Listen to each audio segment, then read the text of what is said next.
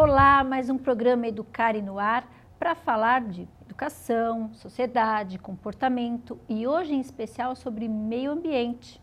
Vamos falar sobre o trabalho do SOS Mata Atlântica. Você pode participar do nosso programa mandando e-mail para programabc@netservicos.com.br e também pode nos seguir no Twitter, no @programa Educare. Nossa convidada de hoje é Beatriz Siqueira, que é coordenadora de educação ambiental do SOS Mata Atlântica. Tudo bem, Beatriz? Tudo bom, boa tarde. Bom, essa questão da Mata Atlântica, o pessoal fala, poxa, só 7% da mata que tem no Brasil. Será que é tão importante assim? Se é, né, Beatriz? É muito importante.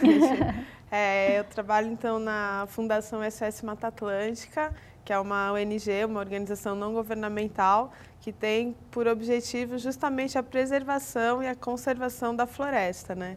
Essa floresta é a floresta que a gente vive, a maior parte dos brasileiros está inserido dentro da Mata Atlântica e a gente precisa de todos os serviços que essa floresta nos fornece para a nossa sobrevivência.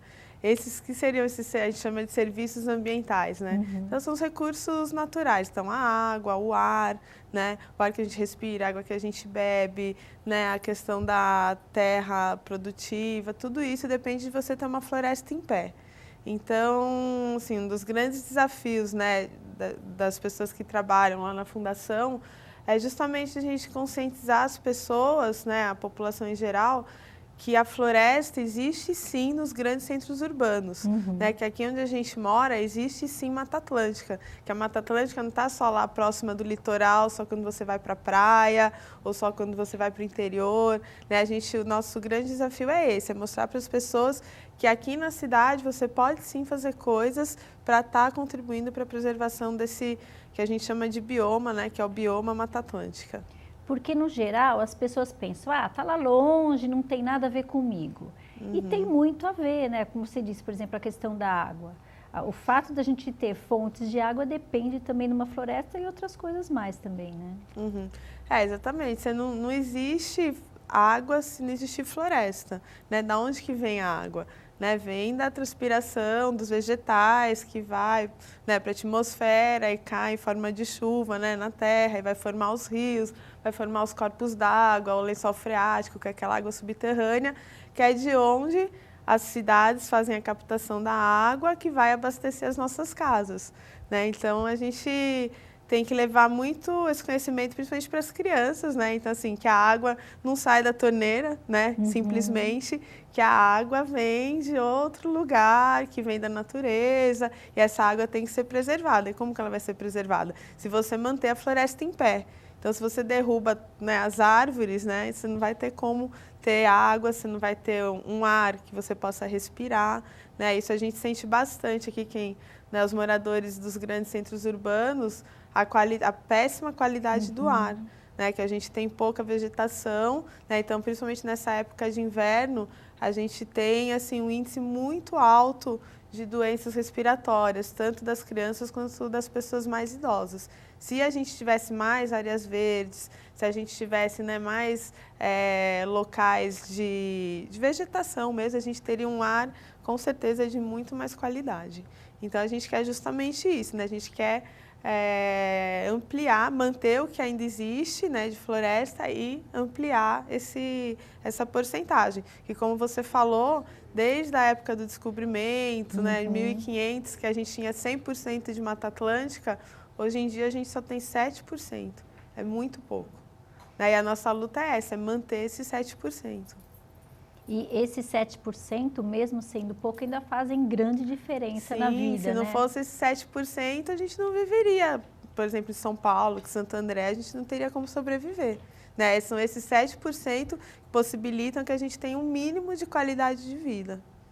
E essa região de Mata Atlântica, ela pega aqui qual área do Brasil? Então, ela abrange 17 estados brasileiros, vai desde o Rio Grande do Sul até no Rio Grande do Norte. Então, ela compreende esses 17 estados. a maior parte está assim, próxima ao Oceano Atlântico, mas a gente tem alguns pontos onde essa floresta ela invade um pouco o interior. Então ela forma transição com outro tipo de vegetação que é o cerrado, em alguns pontos do interior, principalmente ali próximo do Mato Grosso, né? Mas é um dos maiores biomas, né? Que a gente chama esse tipo de formação, né, de bioma do Brasil. E ela é o bioma de maior biodiversidade, né? O que seria a biodiversidade? É o bioma que tem mais diversidade de espécies animais e vegetais. Então, você tem uma fauna e uma flora muito rica. Mais do que a floresta amazônica? Mais do que a floresta amazônica. Puxa. Então, a Mata Atlântica, ela tem o maior índice é o bioma com o maior índice de biodiversidade.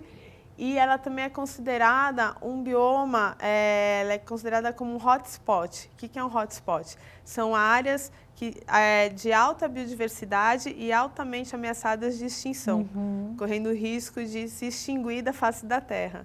Então, a gente vê, né, daí a importância da gente realmente, né, manter esse bioma vivo, né? A gente manter esses 7% que ainda restam no nosso país. Porque tem espécies, tanto animais quanto vegetais, que só tem na Mata Atlântica. Isso, a gente tem um número bem alto que a gente chama de espécies endêmicas, né? Que são espécies que só ocorrem na Mata Atlântica.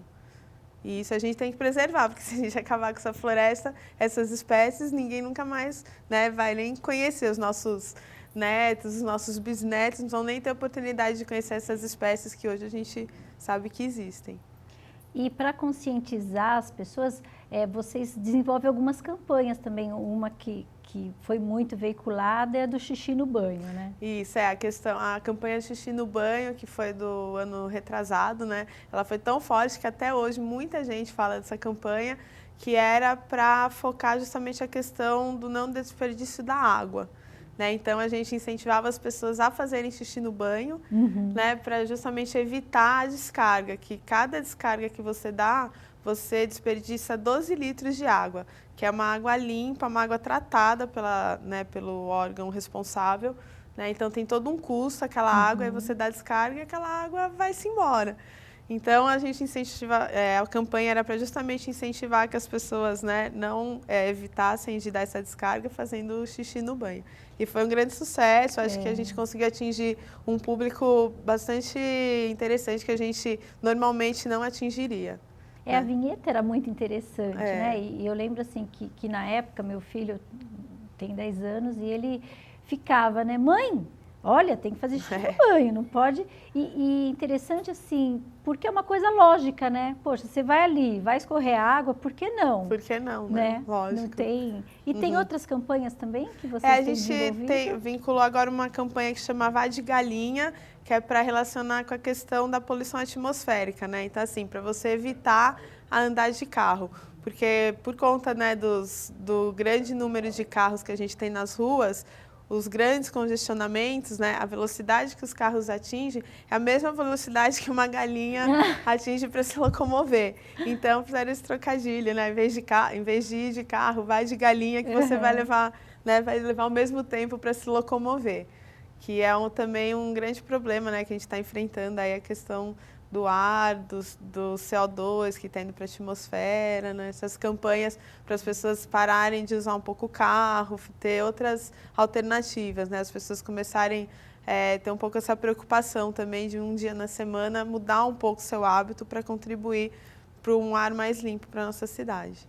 E quebrar realmente essa ideia de que só o SS Mata Atlântica trabalha só com a questão da floresta em si.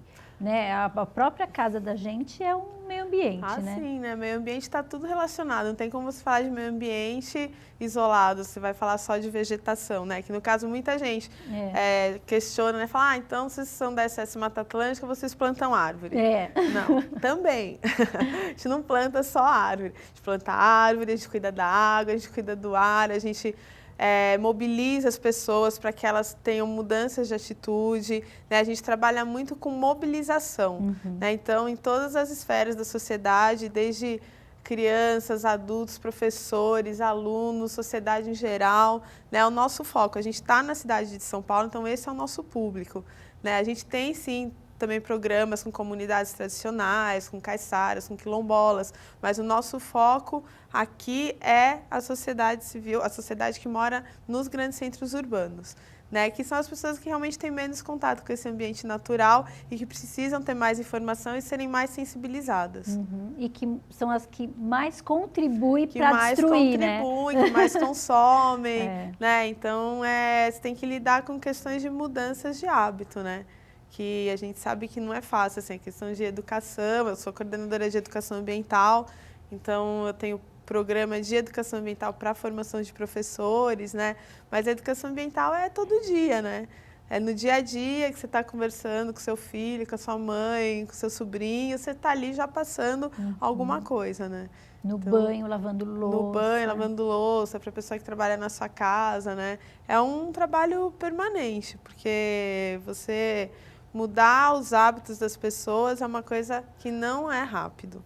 Você tem que, né, um pouquinho, todo dia falar a mesma coisa. Falar a mesma coisa, até que aquilo vai tornar mesmo. um hábito para a pessoa e ela vai fazer aquilo naturalmente, sem achar que ela está sofrendo, porque um dia ela não vai trabalhar de carro e vai pegar um ônibus uma vez na semana para evitar, né, que o carro dela contribua com a emissão de CO2 na atmosfera. E essa questão da mudança, né, da climática, antes se falava como se fosse alguma coisa muito distante, daqui a alguns anos, né? Mas a gente vê hoje na China, por exemplo, tem um rio que é o maior rio da China que está seco. Quer dizer, está acontecendo agora, é urgente. As pessoas ou mudam, porque senão as gerações futuras vão estar ameaçadas, né?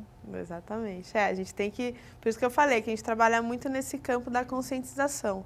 Né, que a gente acredita que realmente a mudança de atitude das pessoas que vai fazer a diferença para a gente ter um meio ambiente, né, mais agradável, um meio ambiente mais preservado e que a gente continue tendo esses serviços ambientais para a nossa sobrevivência. E a questão de conscientizar o outro de que o que ele faz interfere no outro, eu acho que é a questão mais difícil, né? A gente vê isso no trânsito, na rua, enfim. É uma questão realmente de educação, porque às vezes, não tem nada a ver comigo, né? Então, realmente as pessoas precisam se conscientizar que o que acontece aqui pode interferir na vida do outro lado do planeta, né? As pessoas têm que perceber que o papelzinho que ela está jogando aqui no chão vai pro bueiro, que vai somar-se a outros papéis que foram jogados e aquilo vai ser, né, vai ser lançado no rio e aquele rio vai ser poluído, é o rio que abastece a cidade, né? Então é justamente esse efeito, é o efeito do local para o global, né? Então é isso que a gente trabalha muito, né? Esse conceito, né? Bom, nós estamos falando aqui sobre o projeto SOS Mata Atlântica. Vamos para um breve intervalo e voltamos já.